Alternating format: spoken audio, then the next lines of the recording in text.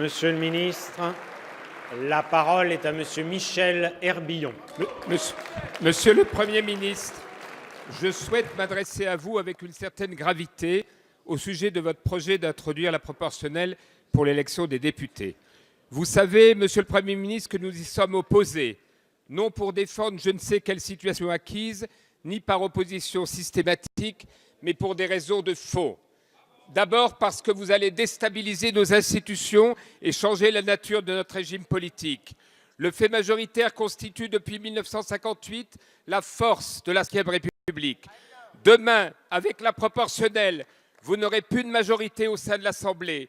Vous aurez des gouvernements instables, dépendants de majorités de rencontres, qui changeront au gré de circonstances aléatoires et de coalitions éphémères, comme sous la Quatrième République. Ce qui vient de se passer en Allemagne et en Italie devrait vous faire réfléchir sur les dangers de la proportionnelle. L'autre raison de notre opposition tient à ce que vous introduisez une inégalité dans la représentation de nos territoires. Il y aura demain 2 catégories de députés et ceux élus à la proportionnelle seront choisis par les partis politiques et n'auront plus de lien direct avec un territoire, alors que nos compatriotes demandent de la proximité avec leurs élus. Monsieur le Premier ministre, comment pouvez-vous revendiquer votre filiation gaulliste et vouloir mettre en place un tel système, rejeté par le général de Gaulle et par tous les chefs d'État de la Ve République dont vous vous réclamez? Il y a des moments importants dans la vie d'une nation où les responsables peuvent se révéler comme des hommes d'État plutôt que d'agir en politiciens. Alors nous vous en conjurons, prenez de la hauteur, affranchissez-vous des considérations politiciennes. Nous vous le demandons solennellement, Monsieur le Premier ministre. Est-ce que vous allez renoncer à mettre en place la proportionnelle au nom de la défense de nos institutions et de l'intérêt de la France et des Français? Merci, Monsieur le député. La parole est à Monsieur le Premier ministre. Monsieur le Président, Mesdames et Messieurs les députés, Monsieur le député Herbillon, vous m'interrogez avec gravité et en m'encourageant à m'extraire des contingences politiciennes et des appartenances partisanes. Je suis heureux de vous l'entendre dire et je vais essayer de vous prendre au mot, Monsieur le député.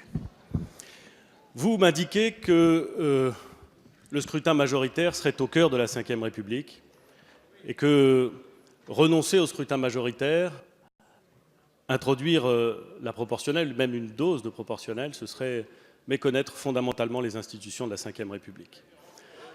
Je voudrais vous faire quelques remarques préalables, Monsieur le député.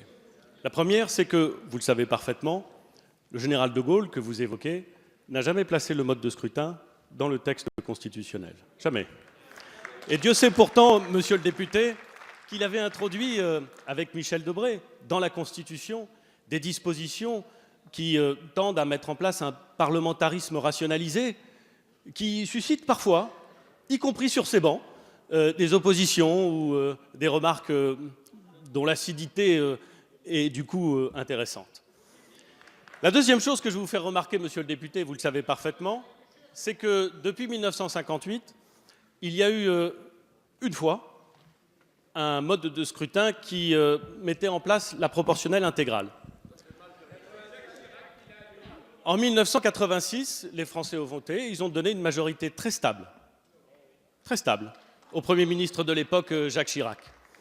Et en 1988, le scrutin majoritaire réintroduit par Jacques Chirac et par la majorité de l'époque avait donné lieu à une majorité relative très juste, dirigée cette fois-ci par Michel Rocard. Ce qui me permet de vous dire, Monsieur le député, que l'idée selon laquelle, par nature, la proportionnelle donnerait des systèmes instables et par nature, le système majoritaire des systèmes stables, est, à mon avis, compte tenu de l'expérience politique française, à regarder avec attention.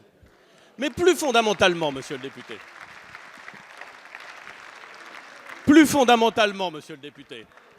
ce sur quoi s'est engagé le Président de la République pendant la campagne présidentielle, ce sur quoi se sont engagés les parlementaires de la majorité pendant la campagne législative, c'est l'introduction d'une dose de proportionnelle.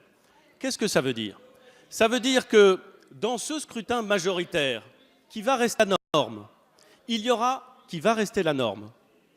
il y aura une dose de proportionnel afin de corriger l'effet que chacun connaît sur ces bancs, qui consiste, compte tenu du fonctionnement du scrutin majoritaire, à écarter de l'Assemblée la représentation politique d'un très grand nombre d'électeurs. Et il se trouve, monsieur le député, que mettre en place un élément correctif qui vient compléter la représentation à l'Assemblée nationale m'apparaît plutôt de nature à offrir une garantie démocratique. La loi qui sera proposée à l'examen des parlementaires, le projet de loi, pardon, qui sera proposé à l'examen des parlementaires, vise l'introduction d'une dose de proportionnelle comprise entre 10% du nombre de députés et 25% du nombre de députés. Monsieur de la Palisse n'aurait pas dit mieux. Ça veut dire que le scrutin majoritaire va rester, si j'ose dire, majoritaire de l'ordre de 75% à 90%. Et vous pensez vraiment, monsieur le député, que 10, 15, même 20, 25% remettraient en cause la nature des institutions, alors que 100% en 1986 ne l'a pas fait? Je ne crois pas, monsieur le député. Et je pense que c'est vous qui faites la preuve d'un engagement peut-être différent de l'exhortation que vous formuliez il y a quelques moments. Dernier moment de ma réponse, monsieur le député, mais vous inquiétez pas, monsieur le député, l'avantage de ces projets de loi, c'est qu'ils sont évidemment discutés devant le Parlement. Vous aurez donc l'occasion de faire valoir tous vos arguments. C'est merveilleux, ça sert à ça. Et c'est très bien ainsi.